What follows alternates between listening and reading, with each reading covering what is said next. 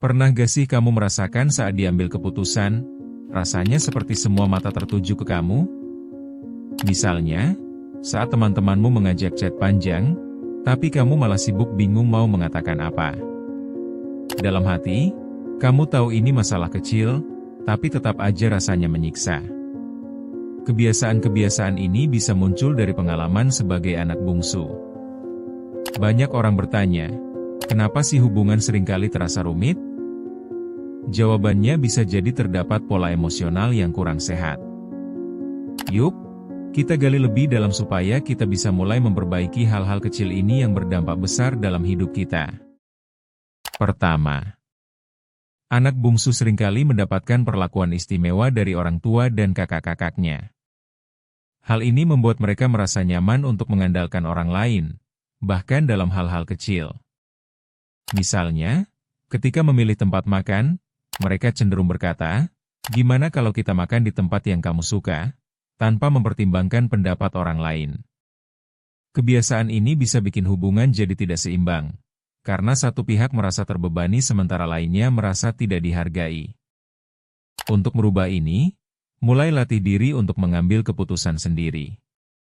Misalnya, saat berkumpul dengan teman, coba tawarkan pilihan yang kamu suka dan lihat bagaimana reaksi mereka. Jika mereka tidak setuju, diskusikan dan cari solusi bersama. Ini bukan hanya membantu kamu jadi lebih mandiri, tetapi juga bikin hubungan lebih setara. Selain itu, penting juga untuk mempelajari batasan dalam hubungan.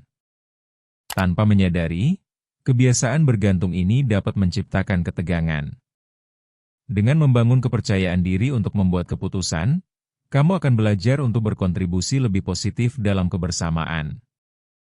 Kedua, seringkali anak bungsu merasa bingung saat dihadapkan dengan pilihan-pilihan. Mereka tumbuh dalam lingkungan di mana keputusan seringkali dibuat untuk mereka. Akibatnya, saat harus memutuskan sesuatu sendiri, mereka terjebak dalam keraguan. Misalnya, saat dihadapkan pilihan karir, mereka bisa berlama-lama mempertimbangkan semua kemungkinan, sambil bertanya-tanya, kalau ternyata salah, gimana ya? Kebiasaan ini bikin mereka cenderung menghindari risiko. Untuk mengatasinya, penting untuk berlatih membuat keputusan kecil dalam kehidupan sehari-hari.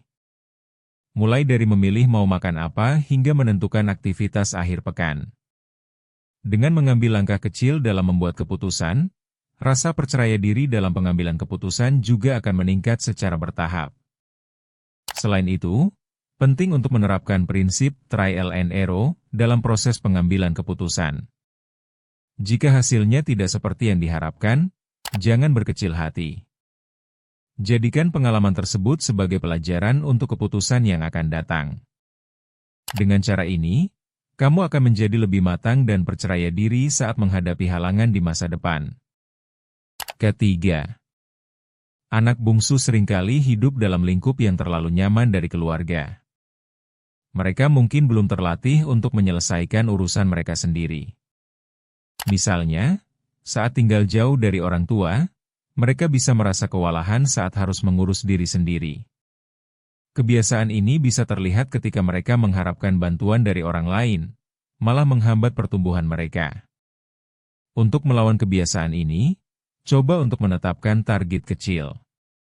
Misalnya, jika biasanya selalu memesan makanan, coba masak sendiri beberapa kali dalam seminggu. Dengan menghadapi tugas sehari-hari, mereka bisa belajar lebih banyak tentang diri sendiri dan jadi lebih mandiri, selain juga mengurangi ketergantungan pada orang lain. Membangun kemandirian bukan hanya tentang menyelesaikan tugas sehari-hari, tetapi juga membuat pilihan yang bisa membentuk identitas diri. Dengan memberi diri kita tanggung jawab, kita bisa belajar untuk menghargai usaha dan hasil yang kita capai. Keempat, kelebihan perhatian yang didapat anak bungsu membuat mereka sangat peka terhadap kritik. Ketika seseorang memberikan masukan, mereka bisa merasa tersakiti dan langsung merespon dengan emosi. Misalnya, jika teman mengatakan, "Kamu kurang sabar deh," mereka bisa merasa dihakimi. Padahal itu hanya sebuah umpan balik.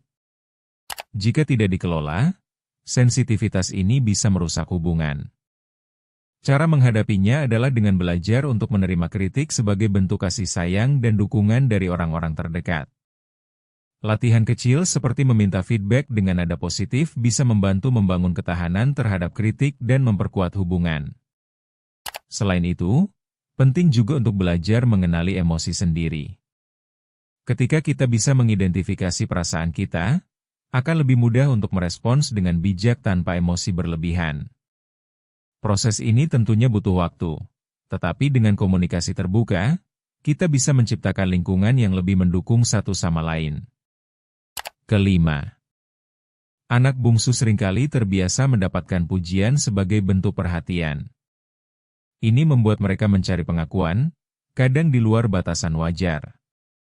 Misalnya, dalam sebuah grup, mereka bisa saja berbicara lebih keras atau berusaha sedemikian rupa supaya mendapatkan perhatian. Namun, kebiasaan ini justru bisa membuat orang lain merasa tidak nyaman. Untuk mengubah sikap ini, penting untuk lebih fokus pada proses daripada hasil. Belajarlah untuk menghargai diri sendiri dan nilai yang diberikan tanpa bergantung pada pujian dari orang lain.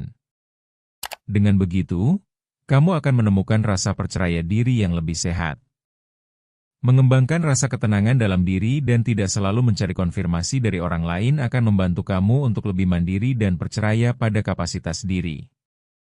Selain itu, berlatihlah untuk memberikan penghargaan pada usaha diri sendiri, meskipun hasilnya belum sesuai harapan. Dengan cara ini, kamu akan membangun keyakinan yang lebih kuat dalam diri sendiri. Jangan lupa subscribe Ruang Tumbuh, agar kita terus belajar bersama. Bertumbuh itu proses, bukan lomba.